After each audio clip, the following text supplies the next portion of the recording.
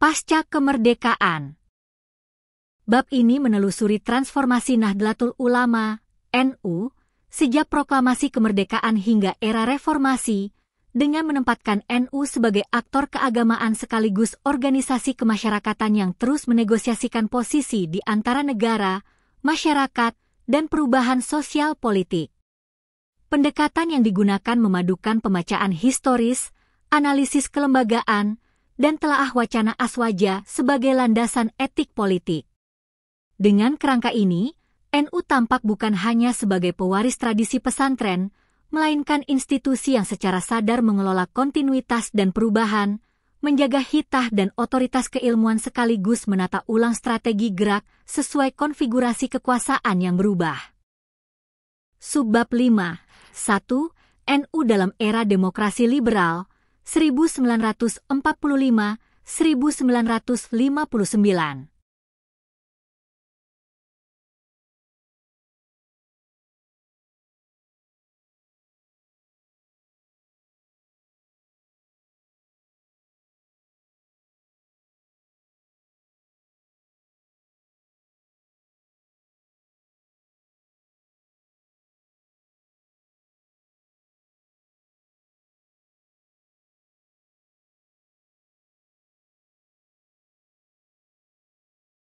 Pada fase demokrasi liberal, NU bergerak dalam lanskap multipartai yang cair, di mana kompromi parlementer dan koalisi kabinet menjadi praktik keseharian politik. Keterlibatan ulama dan kader NU di Kementerian Strategis menegaskan bahwa organisasi ini tidak memandang politik sebagai ruang profan yang terpisah dari nilai keagamaan, melainkan sebagai instrumen kemaslahatan. Keputusan NU untuk menata rumah tangganya sendiri di medan politik setelah memisah dari poros sebelumnya didorong oleh dua pertimbangan, kebutuhan representasi yang lebih langsung terhadap aspirasi warga pesantren dan agenda keumatan yang menuntut artikulasi kebijakan spesifik, terutama di bidang pendidikan keagamaan, peradilan agama, dan layanan sosial. Pemilu 1955 menjadi laboratorium penting bagi NU untuk membangun mesin politik yang serempak di struktur PB, PW, PC, MWC, ranting. Namun di balik angka dan kursi, yang lebih menentukan adalah pembuktian bahwa tradisi pesantren dapat berinteraksi produktif dengan sistem parlemen, menerjemahkan FIF kemaslahatan ke dalam rancangan kebijakan, dan menempatkan adab sebagai etos berpolitik. Subbab 5. 2. NU dalam demokrasi terpimpin, 1959-1965.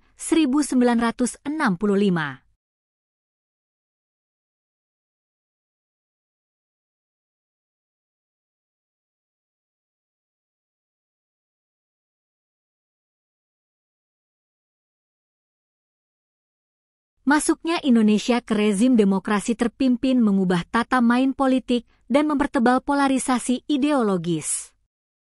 NU memilih menjaga jarak kritis sekaligus melakukan penyesuaian taktis agar agenda keumatan tetap berjalan. Sikap ini terbaca pada cara NU mengelola ketegangan antara tuntutan mobilisasi politik negara dan mandat kultural pesantren.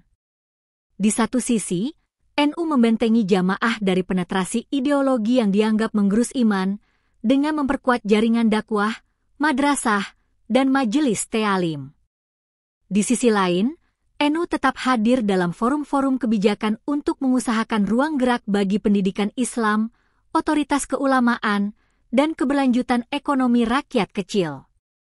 Dinamika ini memperlihatkan kemampuan NU menata keseimbangan antara loyalitas kenegaraan dan independensi moral, sebuah seni bernegara yang berakar pada prinsip aswaja, moderasi, keadilan, dan kemaslahatan.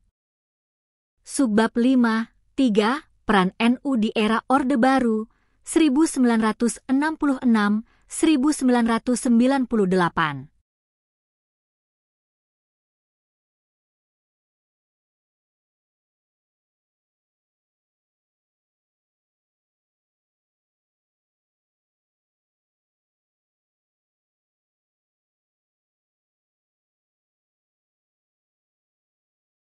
Orde Baru menuntut organisasi sosial keagamaan menegosiasikan ulang relasinya dengan negara, seiring proyek stabilisasi politik dan depolitisasi masyarakat. Dalam konteks ini, keputusan kembali ke HITA 1926 pada dekade 1980-an menjadi penanda strategis yang mengembalikan NU ke garis perjuangan kultural, memusatkan energi pada dakwah, pendidikan, dan pemberdayaan sosial ekonomi, sembari mengambil jarak dari politik praktis. Reposisi ini bukan retret, melainkan reframing gerakan. NU memperkuat lembaga-lembaga internal, pendidikan, penelitian dan pengembangan pemikiran, kesehatan, ekonomi umat, sehingga modal sosial yang tertanam di pesantren, masjid, dan jaringan keluarga kiai dapat dikonversi menjadi kapasitas layanan publik. Pada saat yang sama, penerimaan atas konsensus kebangsaan menegaskan bahwa Pancasila dan Negara Kesatuan Republik Indonesia kompatibel dengan nilai aswaja. Subbab 5.4 NU dan Reformasi Nasional 1998-2004.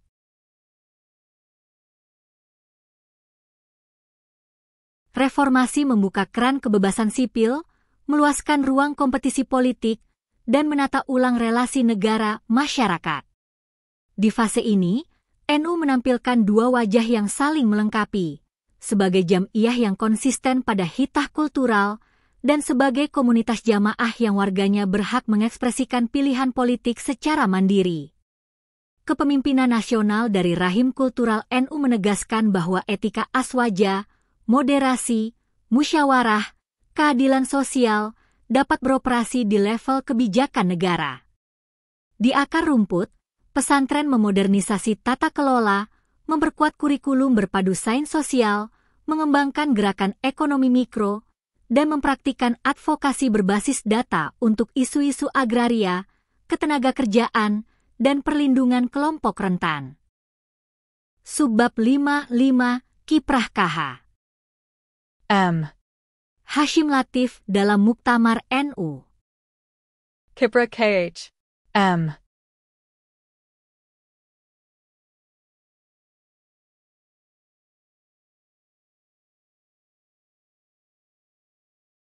Hasyim Latif terbaca sebagai jembatan antara kemurnian tradisi dan tuntutan modernisasi kelembagaan. Ia mendorong peneguhan aswaja sebagai kerangka epistemik yang tidak hanya membicarakan akidah, fiqh, dan tasawuf, tetapi juga metodologi membaca realitas sosial secara kontekstual. Dalam gelanggang muktamar dan forum-forum keulamaan, gagasan yang ditawarkan menekankan disiplin kaderisasi, penataan organisasi berbasis data, dan penguatan literasi kebangsaan agar keputusan-keputusan jam'iyah berkelindan dengan kebutuhan jamaah. Arah besar yang didorong meliputi revitalisasi pesantren sebagai knowledge gap yang berjejaring dengan perguruan tinggi, peningkatan mutu fatwa melalui ijtihad jama'i yang berbasis riset, serta diplomasi ulama lintas negara untuk memajukan Islam rahmatan lil alamin.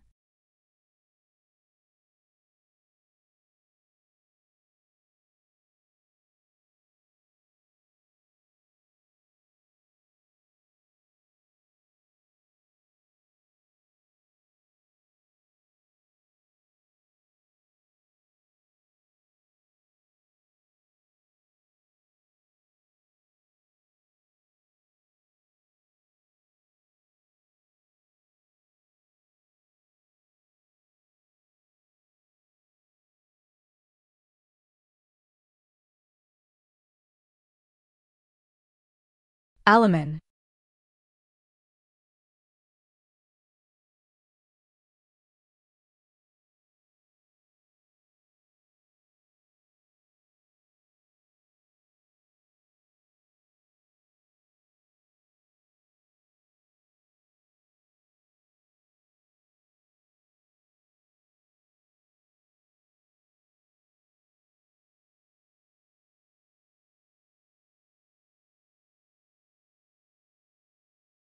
Lembaga-lembaga NU menjadi sumber daya yang dapat digerakkan untuk agenda kebijakan, pendidikan, dan layanan sosial, sementara teori social capital menjelaskan kohesi internal dan kepercayaan publik yang memungkinkan NU memediasi konflik dan membangun kolaborasi multisektor.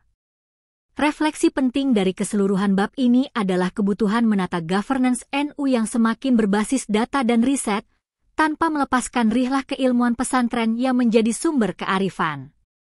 Di tengah gelombang digitalisasi, polarisasi identitas, dan ekonomi yang cepat berubah, NU ditantang memperbanyak knowledge production, riset kebijakan, pemetaan kemiskinan, impact evaluation program sosial, seraya mengarusutamakan literasi aswaja di sekolah, kampus, dan ruang digital.